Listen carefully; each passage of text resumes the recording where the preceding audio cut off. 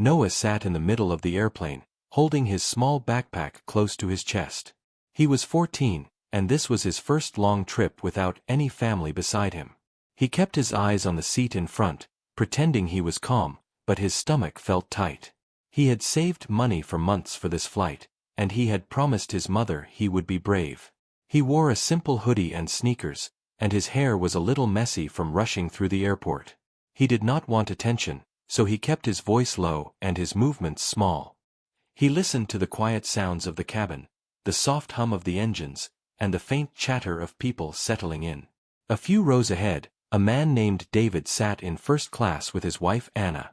David looked like someone used to being in control, even when he tried to act relaxed. His watch was expensive, and his suit jacket was folded neatly on his lap. Anna rested her hand on her baby bump and leaned back carefully. She looked tired, but she smiled softly at David whenever he asked if she was okay. David checked her water, adjusted her blanket, and pressed the call button twice just to ask for small things. He was a millionaire, and people around him seemed to notice, but he did not care about that right now. His eyes stayed on Anna, like he was guarding her with every breath. The plane moved through the sky smoothly at first. The seatbelt sign turned off, and some passengers loosened their shoulders and smiled. A man across from Noah began watching a movie with his headphones on. A woman nearby opened a snack bag and offered one to her child. The cabin lights were calm and warm, and the flight attendants walked with practiced steps. Noah watched them and wondered if they ever felt nervous, or if flying was just normal to them now. He took out a small notebook from his backpack and stared at the blank page. He wanted to write something, but his mind was full of noise. He thought about his mother working late at the clinic, her hands smelling like soap, and her eyes always tired but kind. Noah's mother had taught him small things when he was younger. She showed him how to stay calm when someone around him was scared. She showed him how to speak slowly, how to listen, and how to notice what others missed. She never called him a hero, and she never pushed him to be perfect. She only said that helping people was a choice, and a choice could be made even by someone young. Noah did not fully understand that lesson until this flight. He did not know it yet, but he was about to face a moment that would test his heart. A sudden bump shook the plane. It was not a gentle shake, but a sharp jolt that made heads lift up at the same time. The seatbelt sign lit up with a bright sound. A flight attendant's voice came on through the speaker, polite but serious. She asked everyone to return to their seats and fasten seatbelts. People obeyed quickly, and the cabin became quiet again, but the quiet was the kind that carried worry. Noah tightened his belt and placed his hands on his knees. He stared at the aisle and tried to breathe normally. Another bump came, then another, and the overhead bins rattled slightly. In first class, David's posture changed. He moved closer to Anna and placed his hand over hers. Anna's smile faded as she breathed in slowly. She looked down at her belly, then up at David, and her eyes showed fear. David asked if she felt sick, and Anna tried to answer, but her voice sounded thin. The turbulence grew stronger, and cups on small trays trembled. A few passengers whispered prayers, and someone in the back said a nervous joke that did not land. Noah stayed quiet, watching, listening, feeling the air in the cabin shift. Anna suddenly leaned forward like she could not get comfortable. Her face turned pale, and her lips pressed together as if she was trying not to panic. David pressed the call button again, this time with urgency. A flight attendant rushed over, her expression alert. David said Anna was not feeling well and needed help right away. The flight attendant asked questions quickly, but Anna's breathing became faster. Her hands trembled as she gripped the armrest. The turbulence did not help, and the whole moment felt like the plane had become too small for the fear inside it. Passengers began to notice. Some turned in their seats, trying to see what was happening. Others looked away, unsure if it was polite to watch. A man stood up for a second, then sat back down when the flight attendant asked everyone to remain seated. David looked around as if searching for a doctor, a nurse, anyone. He asked loudly if there was medical help on board. For a moment, no one answered. The flight attendant tried to keep her voice steady, but her eyes said she was worried.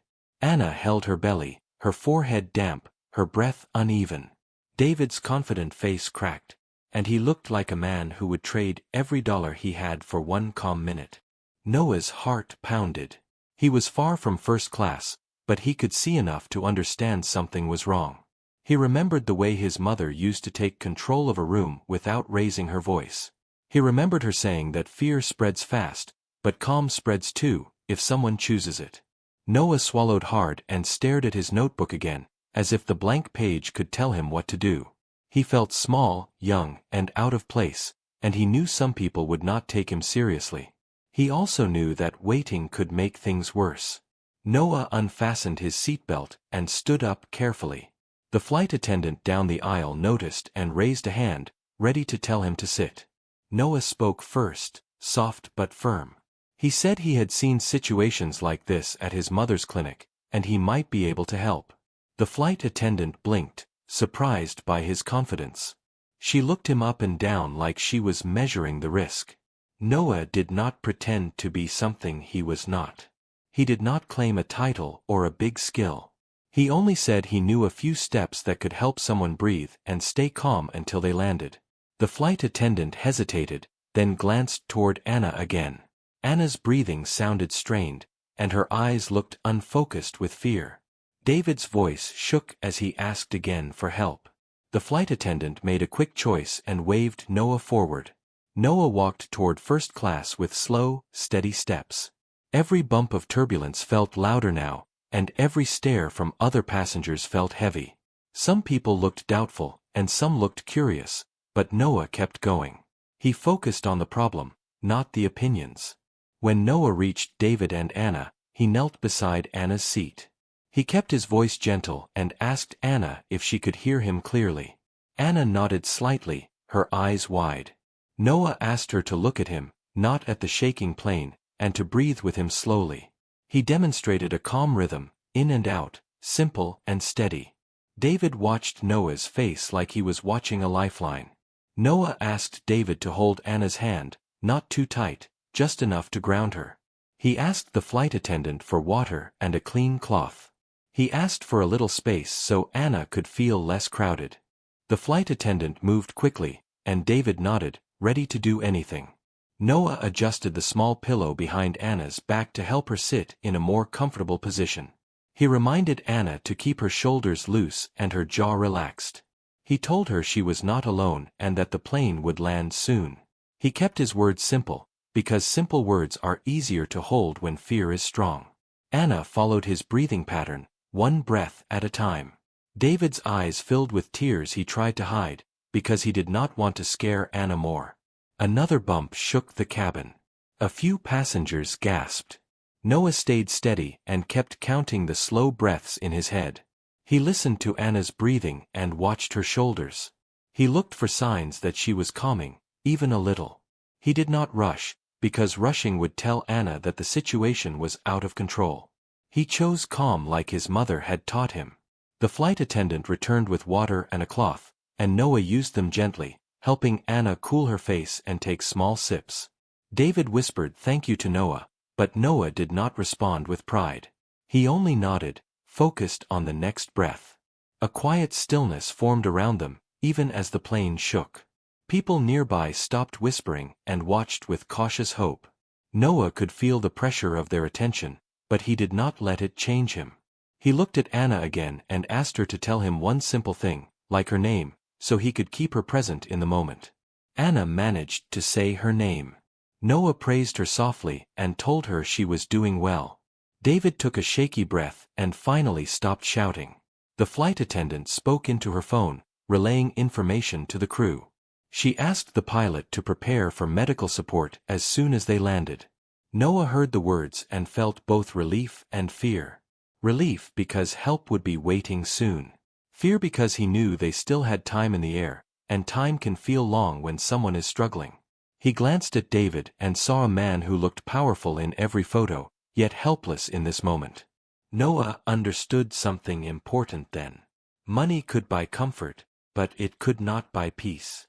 Anna's breathing began to slow, just a little. Her face still looked tired, but the panic in her eyes softened. David squeezed her hand with careful strength, like he was holding something precious and fragile. Noah stayed near, ready to guide another breath if needed. He knew the moment was not over. He knew the next minutes could still change fast. Still, he felt a quiet courage settle inside him, like a small light refusing to go out. As the turbulence continued, Noah looked up at the cabin ceiling and listened to the engine hum. He did not know what would happen next, but he knew what he had chosen. He had chosen to stand up when it was easier to stay seated. He had chosen to help when others were frozen by fear. And as the plane pushed forward through the restless sky, Noah kept his focus on Anna's next breath, because sometimes one breath is the difference between panic and hope. The plane continued to shake as it moved through the clouds, but the fear inside the cabin slowly changed shape. It was no longer wild panic, but a tense waiting, like everyone was holding their breath together.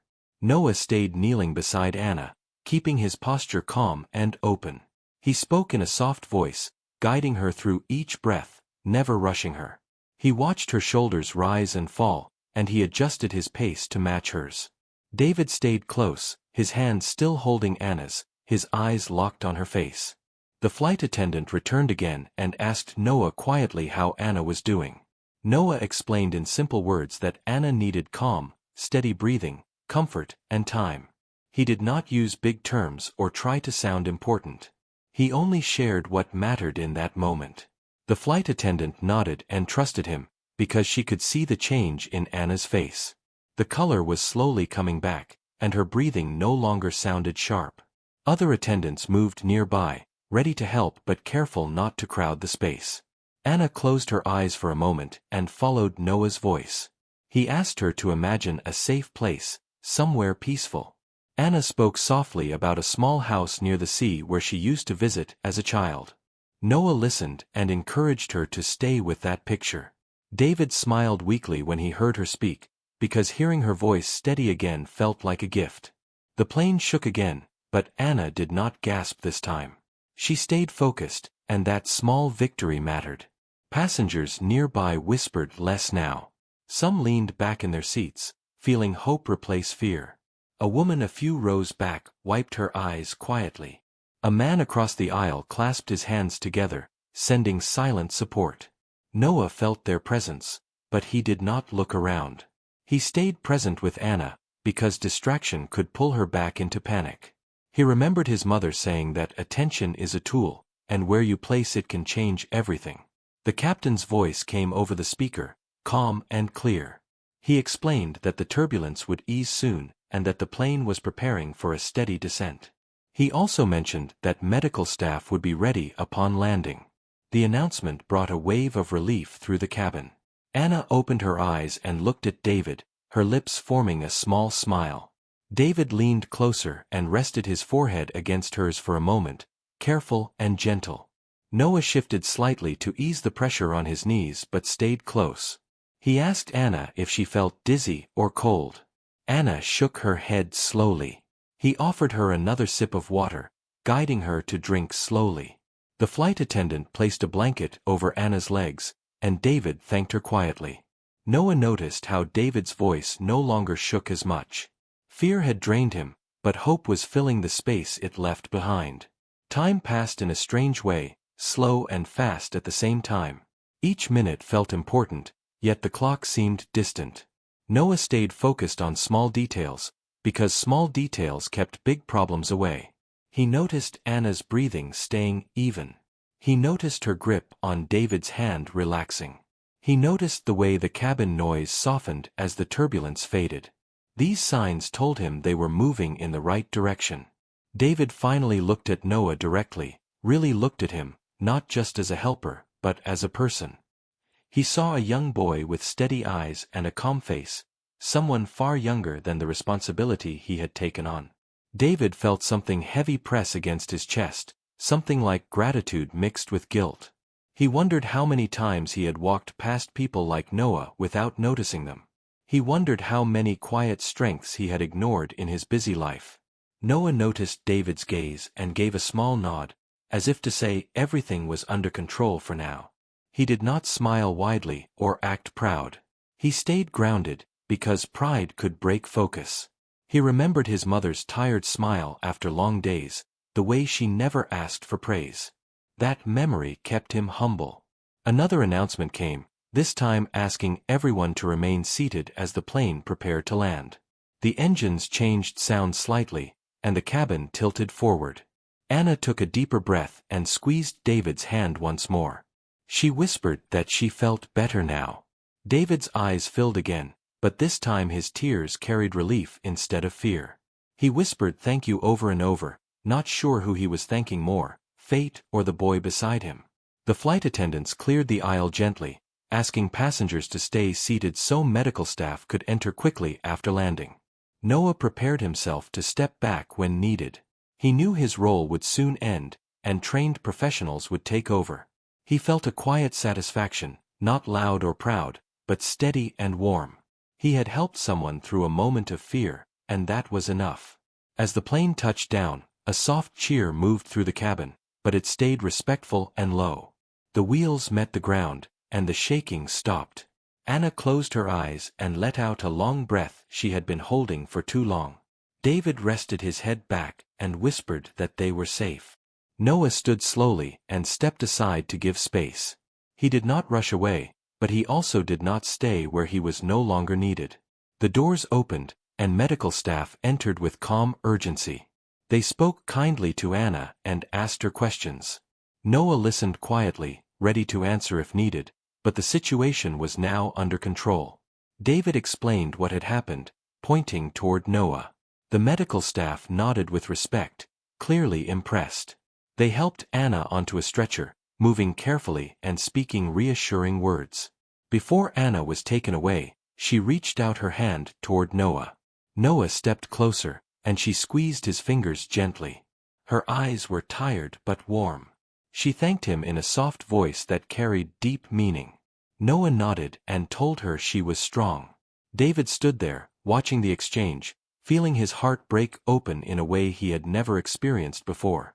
As Anna was rolled down the aisle, passengers quietly made space. Some nodded at Noah, others whispered words of praise. Noah felt his face warm, not from pride, but from the weight of attention. He returned to his seat and sat down slowly, his legs suddenly feeling weak now that the danger had passed. He placed his backpack on his lap and took a deep breath of his own. The cabin slowly returned to normal sounds. People unbuckled their seatbelts, stretched, and gathered their belongings. Conversations started again, but the mood was different now. There was a shared feeling, like everyone had witnessed something important. Noah stared at his hands, noticing how steady they still were. He thought about his mother and wondered how she would react if she knew what had happened. David returned a few moments later, his face still pale but calmer.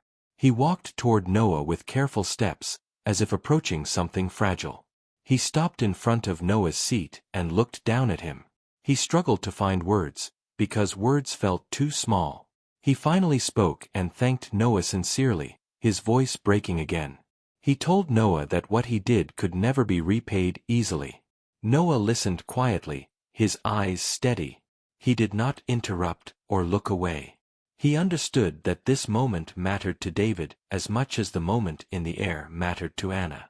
The plane was safe now, but something inside David had shifted. He had seen courage where he least expected it. As the rest of the passengers exited the plane, David stayed there for a moment longer, standing in front of Noah. He asked Noah what he wanted, what he needed, what dream he had that money could fix. The question hung in the air, heavy and emotional. Noah looked up at him, surprised by the offer, and took a moment before answering. Noah did not know yet how his answer would change everything. He only knew that what he wanted had nothing to do with himself.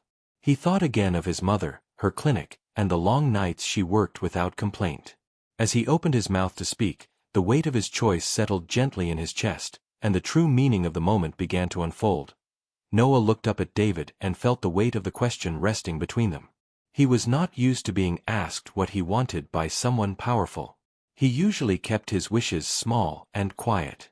He took a slow breath and thought carefully before speaking. He knew his words mattered now. Noah told David that he did not want money for himself. He said he did not need gifts or promises for the future. He explained that his mother worked at a small clinic where many people came with hope and little else. He said the clinic lacked supplies and support, and many families depended on it. He asked David to help that place instead. He asked him to help the people who needed care every day. David froze when he heard the words. He had expected many things, but not this.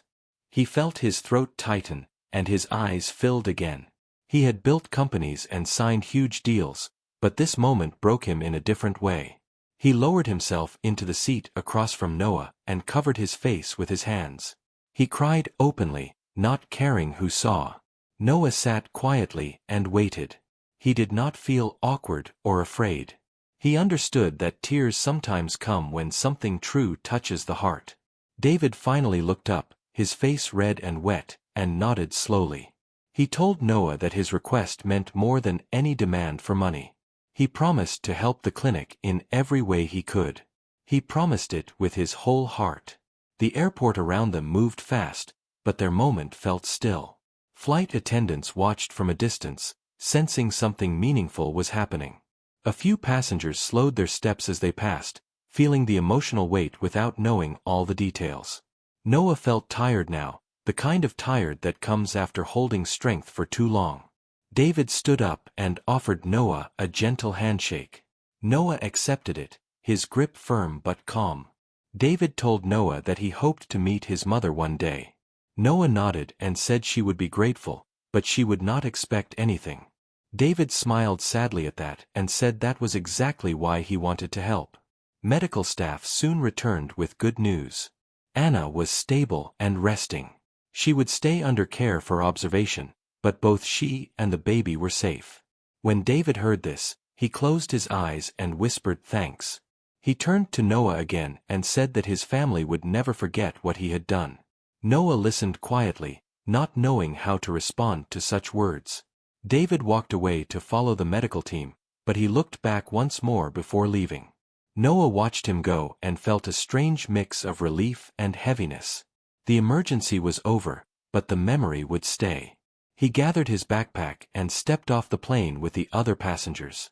The bright airport lights felt too sharp after the dim cabin. As Noah walked through the terminal, people glanced at him with curiosity. Some smiled at him, others nodded in respect. Noah kept his head down and moved forward. He did not want attention. He only wanted to get home and rest. His phone buzzed with a message from his mother asking if he had landed safely. He typed back that he had and that he would call her soon. Outside the airport, the cool air hit his face.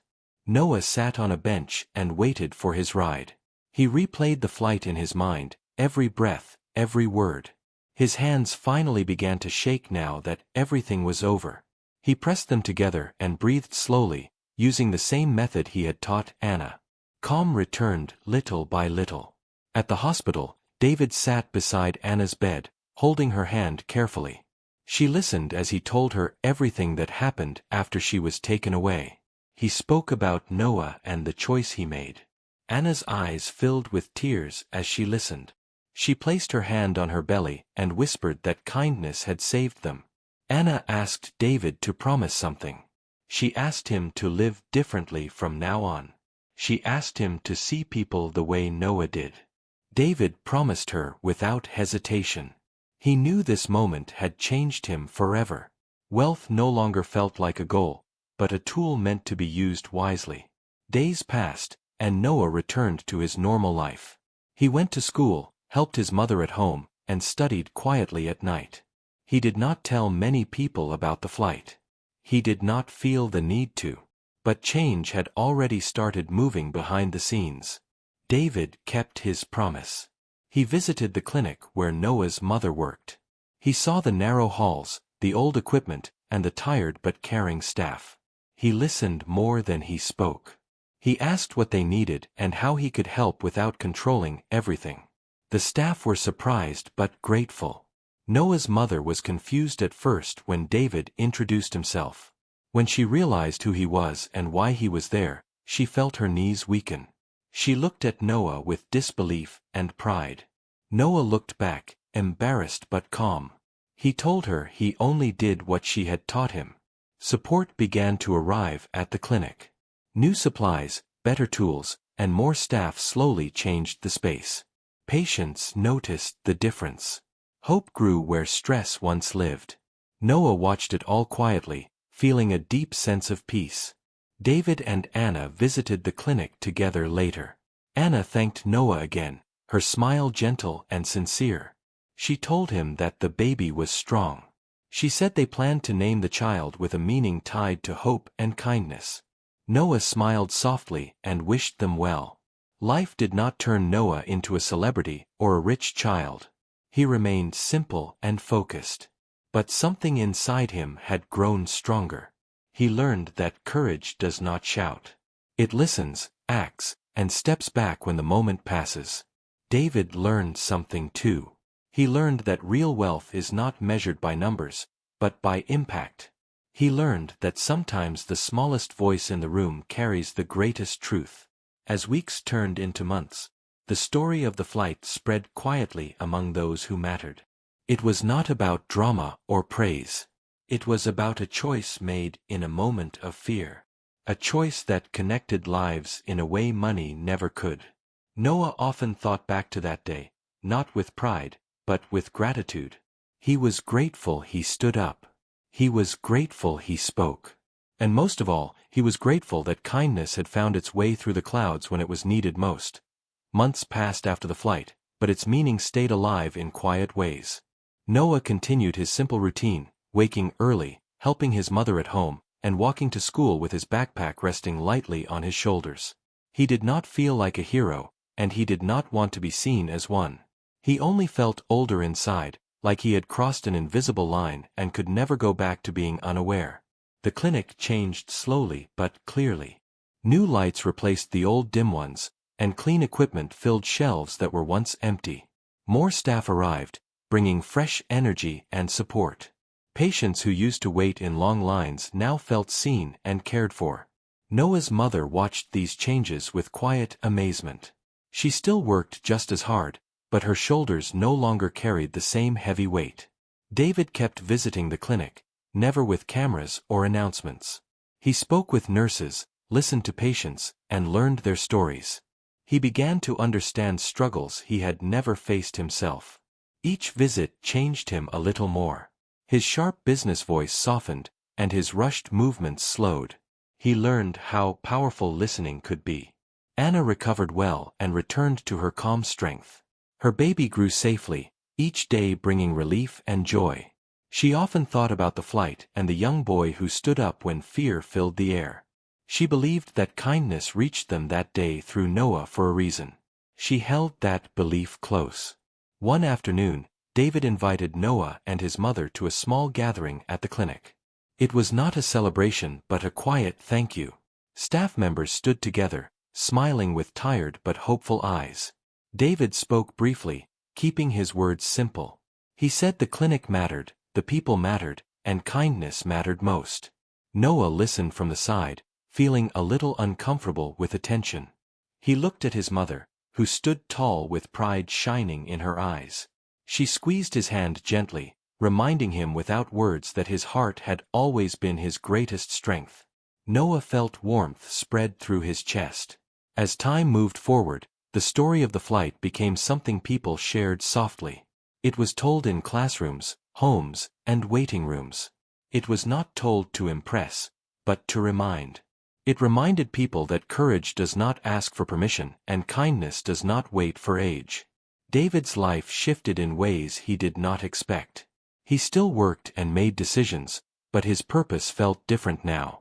He invested in places where hope needed help, not where profit grew fastest. He spoke less about success and more about responsibility. His friends noticed the change, and some followed his example. Noah focused on school and learning. He became more confident in speaking up when something felt wrong. Teachers noticed his calm presence and quiet leadership. He helped classmates without needing credit. He learned that strength could exist without noise. One evening, Noah and his mother sat together at home, sharing a simple meal. The room felt peaceful. His mother finally asked him how he felt about everything that had happened. Noah thought for a moment before answering. He said he felt thankful that he had been ready when the moment came. His mother smiled gently and told him that readiness comes from love and practice. She told him she was proud, not because of what he did, but because of why he did it. Noah felt those words settle deep inside him. At the hospital, Anna gave birth to a healthy baby boy. The room filled with soft joy and relief. David held his child carefully, tears falling freely. They chose a name that meant light and hope. They wanted their son to grow up knowing the power of kindness. When Noah met the baby for the first time, he felt a quiet wonder. He looked at the tiny face and felt the connection between that moment and the flight high above the clouds. Life felt fragile and strong at the same time. Anna thanked Noah again, and this time her voice carried peace instead of fear. Years would pass, but the lesson of that day stayed strong. Noah grew into a young man who trusted his values. David grew into a leader who used his influence wisely. The clinic grew into a place where healing reached beyond walls. The flight became a memory, but its impact lived on in choices made every day. It lived in the way Noah treated others, in the way David invested his resources, and in the way Anna taught her child about compassion. Sometimes, change begins with a small voice during a moment of fear. Sometimes, what is asked for matters more than what is given. And sometimes, a simple choice made with a good heart can change many lives without ever asking for applause. Noah never forgot that day, but he did not carry it as a burden. He carried it as a reminder that he was capable of standing up again whenever needed. He knew that kindness would guide him, just as it always had. And so the story did not end with the flight or the tears. It continued quietly in everyday moments, proving that true impact does not fade. It grows.